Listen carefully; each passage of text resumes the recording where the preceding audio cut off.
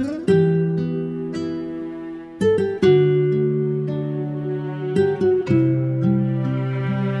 guys, so today I'm going to be talking about trig identities, and in particular, the Pythagorean identities. And they're really short and simple, so let's just get to it. This is the unit pi from my previous video about the unit circle, and it's just there to help you visualize cutting it up into bits and pieces. And so I'm just going to use it for this example. It doesn't really mean anything. Okay, if we draw a radius here of 1, since it is the unit circle, and we extend this line down here to make a right triangle, and we call this x, right, because it is x and this is y. According to the Pythagorean theorem, a squared plus b squared equals c squared. And this is if you have a triangle like this, and a is one side, b is one side, and c is the hypotenuse. So in this case, it would be x squared plus y squared equals 1 squared, which is 1. Now if you remember, x, we call that cosine theta, right? So x squared is just cosine squared theta, and you put the squared like right after the cosine, like this. That basically just means this. So that cosine squared theta plus y is sine theta, so y squared is sine squared theta, so you have this equals 1. And that's our first Pythagorean identity. Now we have 3. And to get to the other two, all you have to do is divide by either cosine squared theta or sine squared theta. And I guess we'll just start with cosine squared theta. So if we just divide the whole thing by cosine squared theta, this becomes 1, right?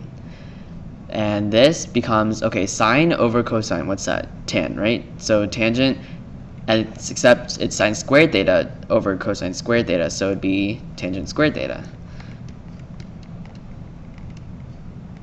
equals, okay, what is 1 over cosine squared theta? Yeah, okay, secant squared theta. Am I sounding like Dora the Explorer? I'm sorry, just want to give you a chance to answer. Okay, so that's another one, another identity, and you can reorder it because you mainly see it like this instead. Just move the tan squared theta to the other side. So that's the second one. And the third one, you just have to divide it by sine squared theta, so I'm just going to erase this part. Don't worry, I'll rewrite it again. I'll rewrite this too.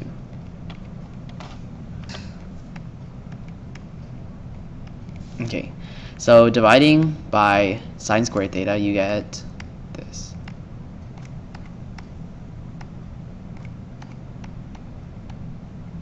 So cosine squared theta over sine squared theta. What's cosine over sine? That's just sine over cosine flipped, right? So that's tangent flipped, so that'd be cotangent squared. Plus, this cancels out, 1 equals, what's sine squared theta flipped? Yeah, cosecant squared theta.